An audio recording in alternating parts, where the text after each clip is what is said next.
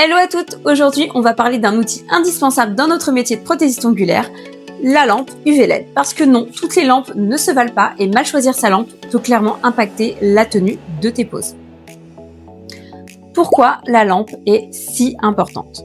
La lampe, c'est tout simplement l'outil qui va te permettre de polymériser correctement tes gels, tes bases, tes tops. Si la polymérisation n'est pas optimale, les conséquences peuvent être rapides. Des décollements, des bulles, un manque de solidité et forcément une cliente déçue. Donc clairement, choisir la bonne lampe, ce n'est pas un détail, c'est un véritable investissement stratégique. Et je préfère être transparente avec vous, oui, ça m'est arrivé. Comme à beaucoup de prothésistes ongulaires d'ailleurs, moi y compris.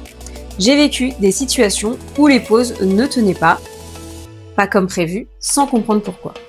J'avais beau revoir ma préparation, ma technique, rien n'y faisait. C'est en creusant vraiment le sujet, en m'informant sur la puissance, la qualité des LED et la compatibilité des gels que j'ai compris l'origine du problème. Et ça m'a permis de corriger beaucoup de choses et de limiter considérablement ces soucis. UV ou LED, quelle différence? Les lampes UV classiques utilisent des ampoules. Elles polymérisent tous les gels, mais elles sont plus lentes et les ampoules doivent être changées régulièrement. Les lampes LED sont plus rapides, plus puissantes et durent plus longtemps. Mais attention, certains gels anciens ne sont pas compatibles LED. Aujourd'hui, la majorité des produits sont UV LED, donc une lampe combinée est le meilleur choix. La puissance. Combien de watts choisir? C'est la question qu'on me pose le plus. Je recommande entre 36 et 48 watts. En dessous, tu risques une polymérisation incomplète et pour un usage professionnel intensif, entre 48 à 72, c'est idéal. Plus de puissance égale polymérisation plus rapide et plus homogène. Les critères essentiels à vérifier quand tu choisis ta lampe. Regarde, la puissance, on l'a dit, minimum 48 watts, le nombre de LED à l'intérieur, la répartition des LED pour éviter des zones d'ombre, le fond qui est amovible, c'est super important pour les poses de pied, le capteur automatique, celle-ci c'est le cas, le minuteur 30, 60, 90 secondes, le mollant, des LED taïwanaises et un revêtement miroir.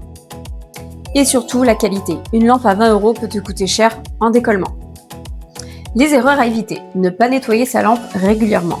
Nous mettons des protège-cahiers au fond des lampes. C'est un plastique transparent qui se colle et qui sert à protéger les lampes. On les change régulièrement et on n'oublie pas de nettoyer l'intérieur de la lampe entre chaque cliente. Ne pas vérifier si elle polymérise correctement. Parfois, les LED à l'intérieur ne fonctionnent plus. Ou encore utiliser une lampe trop faible pour des gels très pigmentés. Conclusion, ta lampe, c'est le cœur de ton poste de travail. Si tu veux une tenue impeccable et un travail professionnel, ne néglige jamais cet outil.